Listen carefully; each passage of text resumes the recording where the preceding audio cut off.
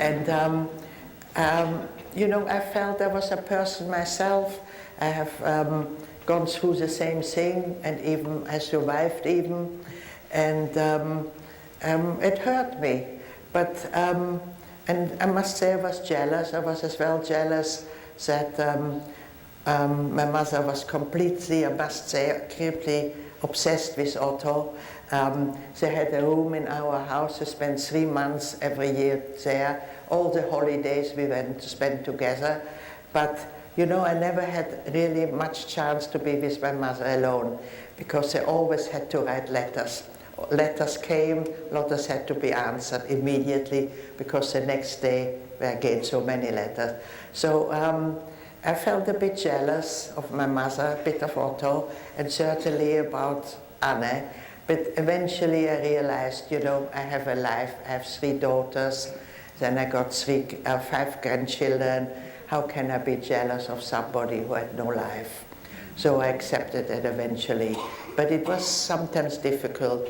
And as well, when I wrote my latest book after Auschwitz, my children as well lived in the shadow of Anne. Because whenever Otto was their grandfather, and he was a wonderful grandfather, they didn't have another grandfather. And when they did something wrong, Otto took them aside and told them, you know, the other little girl, Anne, would have done it this way.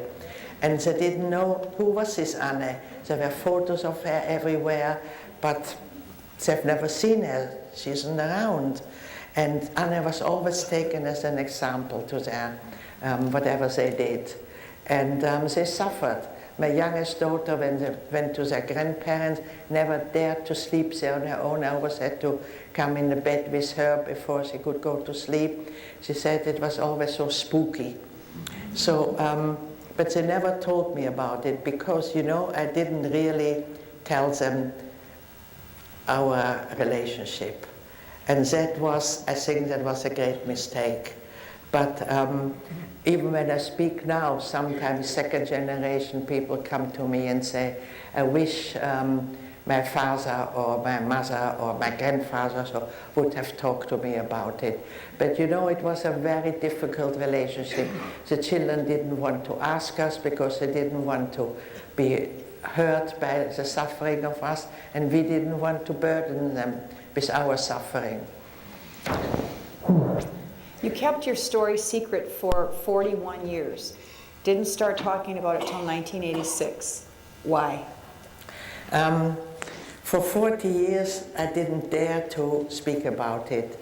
And in Amsterdam, I think many of you, I've met a few people that have been in Amsterdam, that became a museum there to tell the story about the rise of Hitler, the Nazis, and as well, of course, the Holocaust, the persecution of the Jews, and especially, of course, the life of the Frank family. And the historians there decided not everybody can come to Amsterdam. More than 1 million visitors a year come now to Amsterdam to see where they were hiding. But even that isn't enough. So they decided they would make a traveling exhibition and to tell the history of what had happened. And the first one came to London in English. Now they have exhibitions all over the world, in all languages, in every country it has been. And, but that was the first one. And of course, in 1986, Otto had died. He died in 1980. He was 91 years old. And my mother was visiting with us at the time. And of course, we were invited to this very important event to tell that story.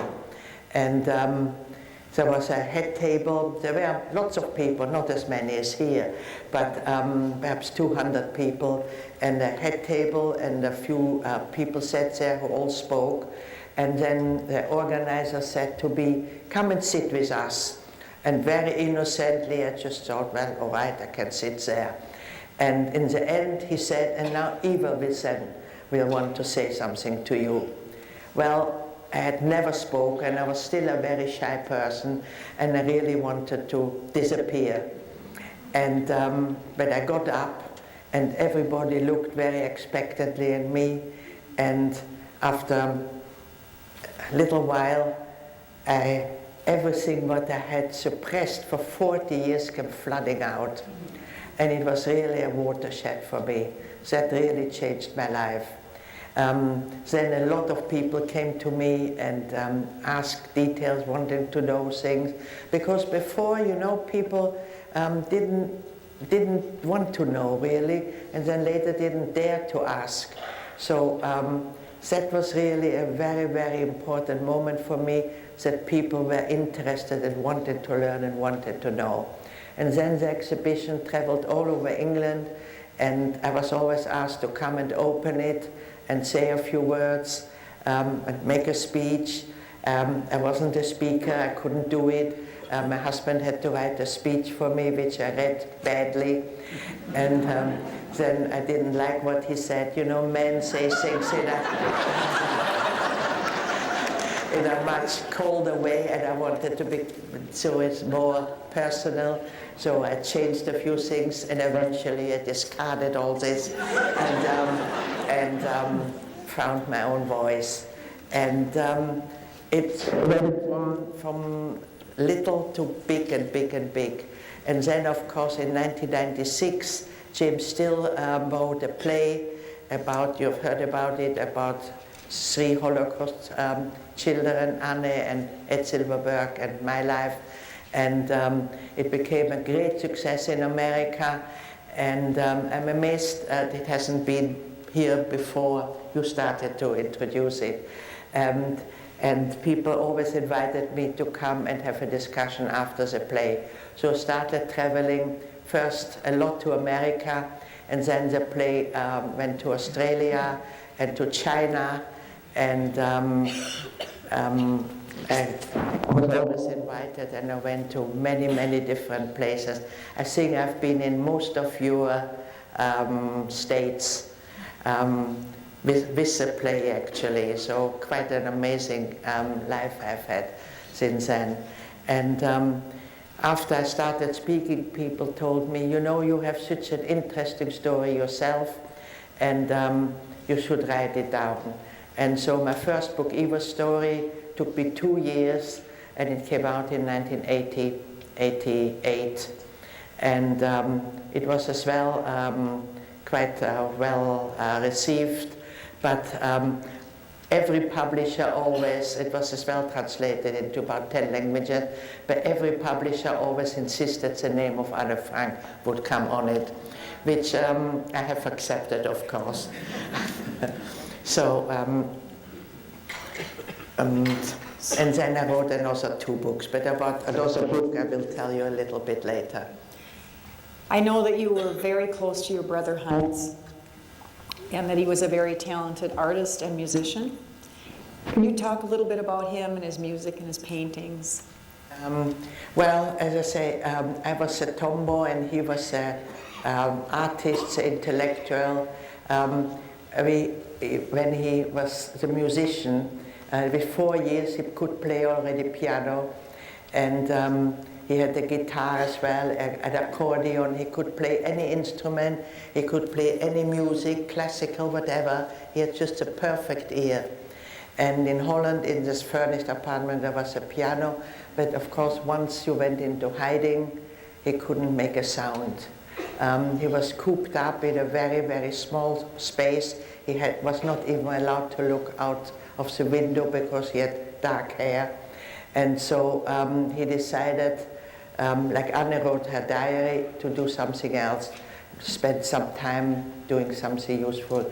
And he started to paint, and he created some amazing oil paintings. And after Otto told us about that he got the diary, my mother and me, I must admit, we had forgotten through all the things that had happened. We realized, well, Heinz told me the paintings are hidden under the floorboard in the house where they were hiding. So we went there, and indeed we found 30 amazing oil paintings under the floorboard. And this is what we really have about from Heinz.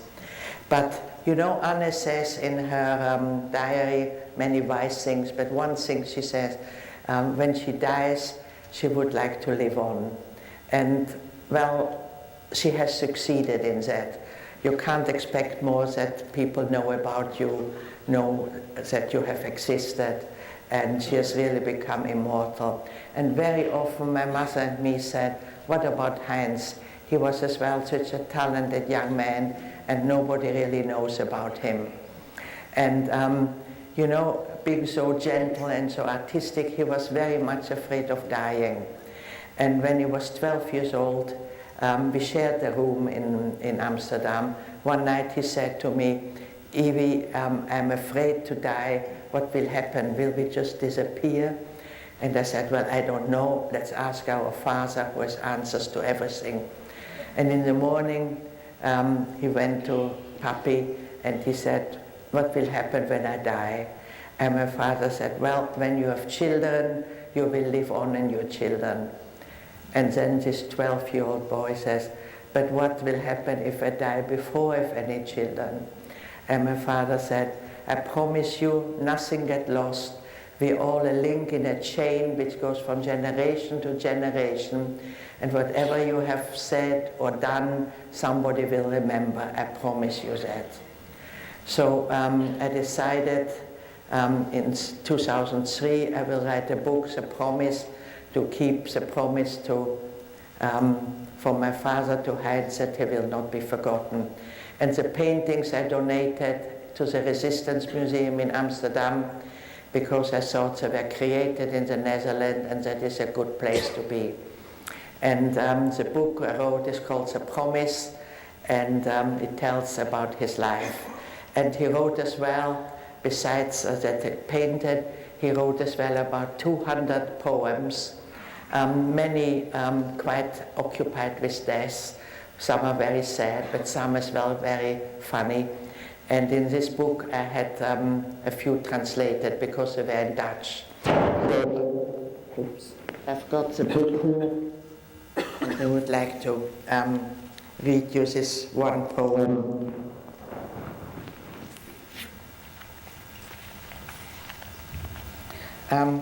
It's called Don't Cry, Mama. Mama, do I have to die already? I heard the doctor say so. Please, Mama, don't cry. Heaven is such a beautiful place and soon we'll be together again. Mama, what will my little sister say when she wants to play with me again? Please, Mama, don't cry. After all, I'll be seeing Dad again. He's been waiting up there so long already. Remember to take good care of the kitten. She loves me so. Please, Mama, don't cry. Do you still love me as much as ever? Are you still with me? Please tell me, Mama. The worst of it is that you'll be gone for so long. Please, Mama, don't cry. There's sure to be a window up there for me to watch you through. Please hold my hand for just a minute. It seems so misty in the room. Please, Mama, don't cry. Mama, just one more thing. Please kiss me goodbye. He was just 60 years old when he wrote that.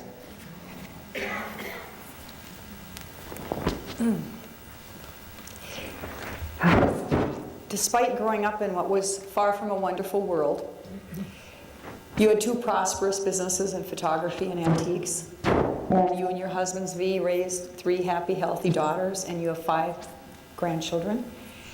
And you celebrated your 60th wedding anniversary in 2012. You are an inspiration to all of us, and we thank you for sharing your story with us. Thank you.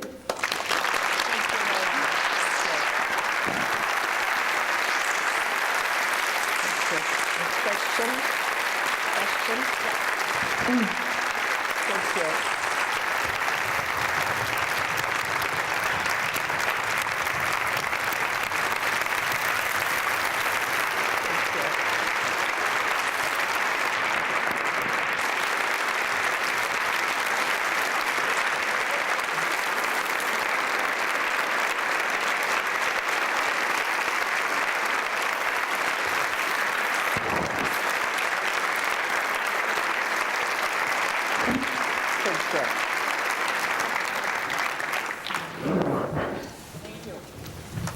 We're going to have a Q&A now.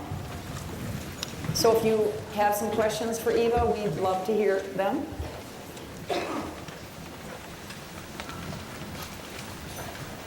I'm not seeing any hands. Am I missing somebody? Oh, I'm sorry, yes.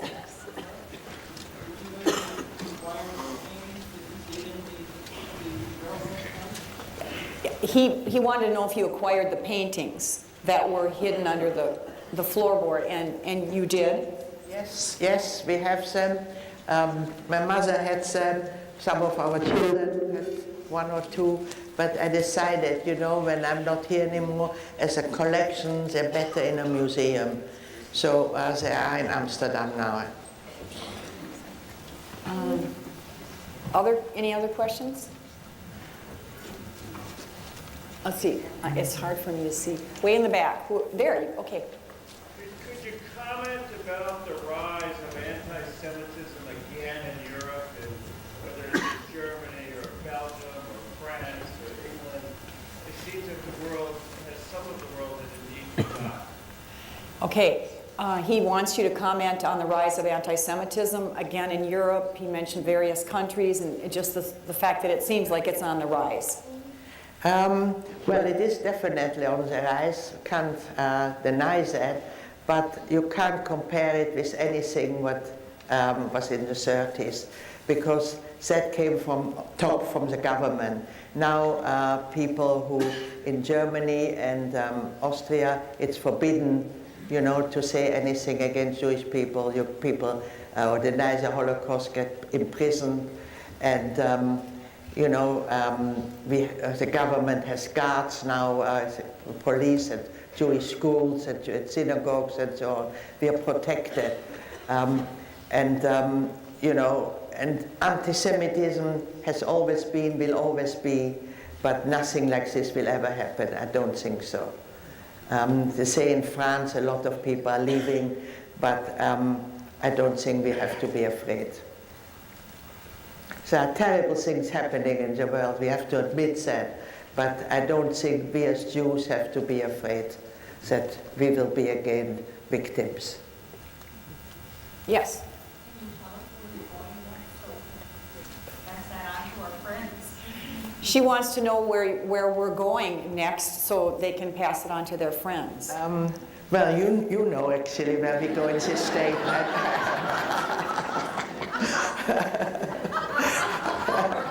Road, and we're going to start at UW Stout in Menominee, and a very exciting thing is going to happen. Tammy Weiss, who used to teach at La Crescent High School, who's a director and an actress, she's actually directing Eva's play, and it's going to be at the Mabel Tainter Theater. So we're starting there. We're starting there Sunday evening. We're going to go to the presentation, and she's going to do Q&A. Then the next day she's going to speak at Stout University, and then we're moving on to UW Marinette, and then we're moving on to UW. Well, it's UW Fox Valley in Menasha, and we end up at UW Fond du Lac. And on Thursday, April 2nd, she flies home in time for Passover. And I'm just thankful Marv's going to be doing the driving. And they'll be in Edinburgh and Glasgow and in England. So perhaps you come over.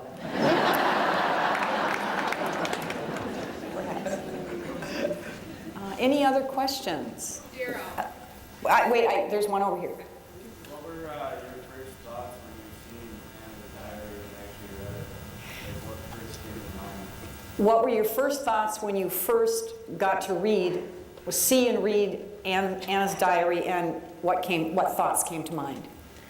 Well, to tell you the truth, I was not that impressed.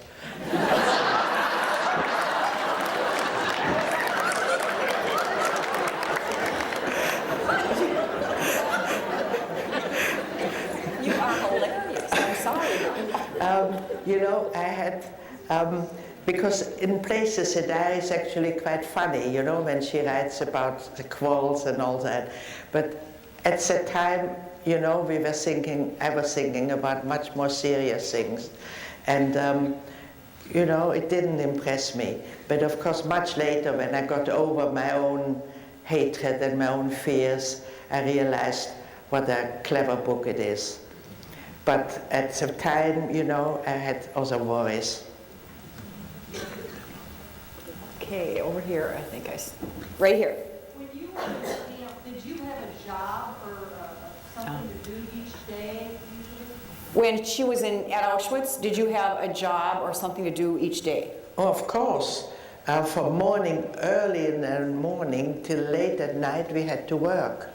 But very often it was useless work because, you know, there were 100,000 of people there, and some people worked in factories, but for other people we just had to carry big boulders around and things like that. But as well we had to do, which was the worst thing, you know, to keep the camp going. And one of that, I mean, I don't want to go too much in detail, was the latrines, the toilets, which were just holes. And we had to empty that with a little mug and carry it somewhere else. So, I mean, this was the most disgusting job and full of bacteria that not everybody died within 2 days of doing this work. Was just unbelievable. And, you know, I had nightmares about this for years. And, you know, the illnesses as well, which typhus, dysentery, cholera. And you had to work even when you were dying nearly on your feet, because otherwise you were killed, and you had a hope perhaps I can recover again. You know, it was really unbelievable. You can't really imagine. You know, you can visit the camp, you can hear about it, but you can never really feel what it was like to be degraded not like a human being, not even like an animal you were treated. And that was the whole system, you know, and we didn't really help each other. We were all really on our own, just trying to survive to those horrific circumstances. It's unimaginable. Right here. What's the lesson you tell young people? What do you want to leave for young people? What's the lesson that you tell young people that you want to leave with young people? Well, I speak a lot into schools, of course, because it's the young people who will have to carry the message after we are not around anymore. This is really very, very important that they remember to have spoken and heard the story from the horse's mouth, so to say. Because there will be, and there are even now people already who deny the Holocaust. And what we are afraid of in 50 years perhaps, there will be many, many more people will say it never happened. And so it will be to the young people to remember, and tell their children again that it will never be forgotten. But what is really more important for the young people as well to realize that Hitler was the worst racist ever, and that racism is something which we just don't want to live with in the future. We are all human beings. We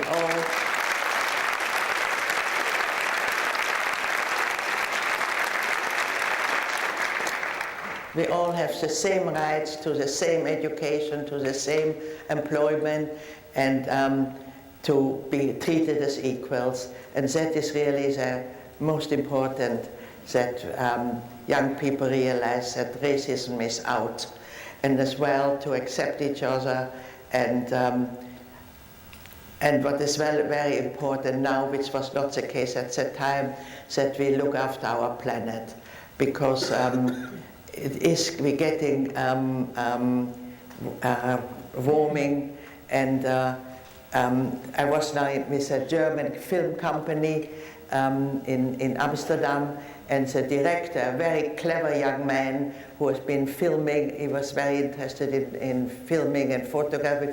He was in Iceland and in Greenland filming there, and he said he has been there 10 years ago, and the glaciers have disappeared for miles and miles, and he was thinking to buy, he loved Amsterdam. He said, I was thinking to buy a holiday apartment in the Netherlands, but then I was thinking, within a few years, the country won't exist anymore. Can you imagine? The whole of Netherlands will be underwater. I said, no, that will not happen. There will be higher dikes. But nevertheless, the danger is there. and many, many islands around the whole world will disappear. We have to really save our planet. And as well with fracking, which is definitely dangerous. We have to speak up when we see the big companies are doing terrible things to our environment. That is really very, very important. And all of our grandchildren are working for this. We have to make electricity with what is it called? Those solar panels and things like that. We have to change. We have to really work to that, to find better ways to feed our demand for all the energy we are using. There's somebody back there that's been waiting. Go ahead. I'd like to ask the question about God. A lot of survivors, it's always interesting to hear their view of God when they've gone through such an experience. Would you mind sharing with us the way, perhaps some of the people you know, and how they see God after such a horrific experience? He's saying that he knows that some Holocaust survivors have lost their faith in God, and he's just kind of wondering where you stand on that, and if you know other people that have gone through that have. Yes, well, that is a very, very important question, and I'll be very honest. In the camp, there were many, many religious people, and they kept on praying and praying. And the only thing we could do, so as I say, we were not a very religious family, was praying for God to stop those atrocities happening. And but God wasn't there for us. And I must admit, I came out of the camp an atheist. I didn't just believe in God, but I didn't believe in humanity as well. And I think without a belief, that is why I was such an unhappy, miserable person. And but I was searching. As I said to you, I didn't like who I was. I didn't want to go through life being so unhappy and miserable. And I was searching. And as well, I wanted desperately to have a family.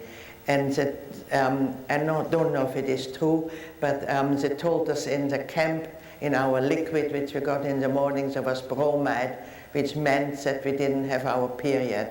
And when I wanted to have a family, nothing happened. And it's because I was definitely mentally and physically very, very damaged. And but eventually I went to look for medical help, and I was on quite a long hormone treatment, and eventually I could succeed to have a family. And that, I think, gave me a belief again in something. And going through life, you know, I kept on searching. I have very often discussion with priests. I've got many friends, priests, because when I speak in Catholic schools or at religious schools, we have discussions. In synagogues with rabbis, I have discussions. And, you know, and the answer is, you mustn't question, you must just believe. And if I believe, and I do believe, I feel I'm a better person and life becomes more acceptable. So it is a better way. And so I must admit I'm not convinced, but I'm searching, and I have my moments of belief, my moments of not belief. And this is really what life is about. We will never have an answer. We will never know, you know, as when you die, will you be reunited with your loved ones? We will never know. We can only hope. And this is the beauty of life, that there is a lot of mystery about. So, yes, I do believe.